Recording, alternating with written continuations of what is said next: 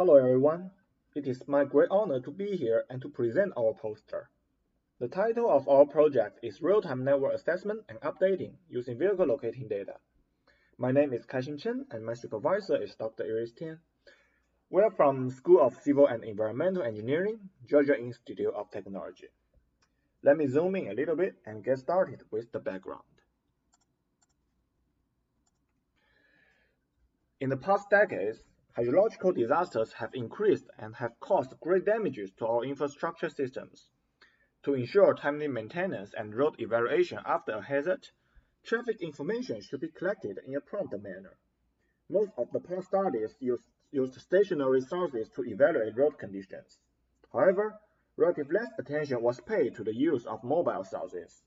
Recently, mobile sources are gradually taking the place of traditional fixed sources because they are cheaper, more flexible, and more accessible. Therefore, in our study, we are going to focus on the use of real-time vehicle locating data to inform the relevant parties of the state of the network with regards to what route is possible and what is not. A Bayesian updating approach will be adopted to update the real-time possibility index of the route based on the collected vehicle tracking information. So in our project, we are trying to, firstly, to put forward an algorithm for updating the confidence level about whether a route is possible or not after a nature hazard based on real-time vehicle tracking data.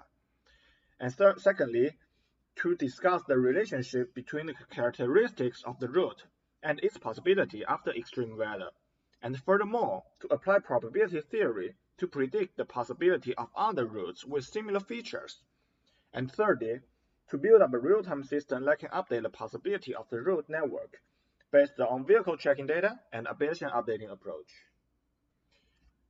Then, talking about methodology, this project can be regarded as two parts: real-time vehicle locating data processing and the possibility index update algorithm. The first part determines whether a vehicle passes the reference route, and the second part will use the pass or no pass information to evaluate the possibility index of the route using a Bayesian updating approach. The research framework is shown here. The upper flowchart represents the first part.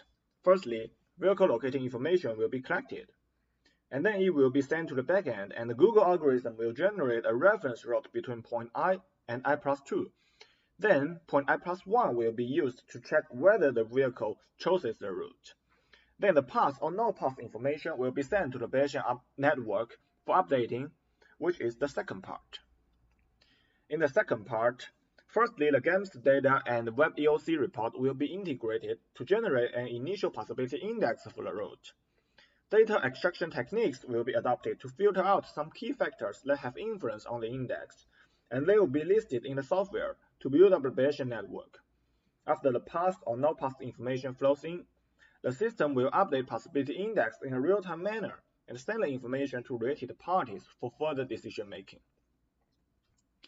And then, talking about our current work, we are now on the stage of vehicle data mapping and processing.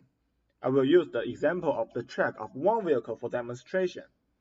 The context is that on January 11th of this year, a storm hit Georgia and caused damage to the infrastructure system. And here is the vehicle's track on the next day of the event. From the upper two figures, we can see that between point 15 and 17, the vehicle follows what Google recommends, which means the possibility index of passed-by routes will be increased.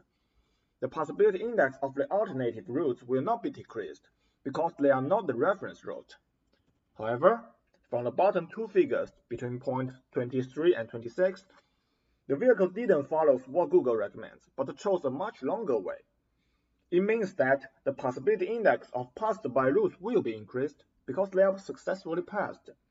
The possibility index of reference route will be decreased this time because the vehicle was expected to pass it, but it didn't, which might indicate blocking of the route. We will further analyze the behavior and develop the algorithm. Here are some references of our project, and at last, I would like to express our thanks to GDOT and Georgia Tech for all the support. And thank you very much for your time and attention.